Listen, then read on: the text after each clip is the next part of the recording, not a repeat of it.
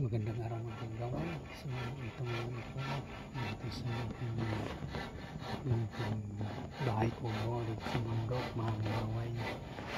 So aking pina-repair dahil nabulok na mga kagaway. Pinalagyan ko ng clean sheet kasi nabulok sa ulan.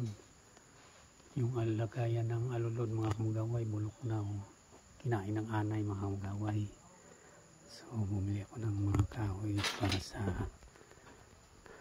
loob ng bahay kasi sa loob ng bahay mga kagaway kinain din ng anay, kaya pinalagyan ko ng clean sheet para hindi nakainin ng anay mga kagaway. Yung dingding ayan yan ang pinapagpintiro mga kagaway. Malapit nang matapos mga kagaway, kwarto na lang ang kulang dito. Tapos na sa may sala mga kagaway, puro clean sheet yan dahil dito sa bundok puro anay ang nakatira.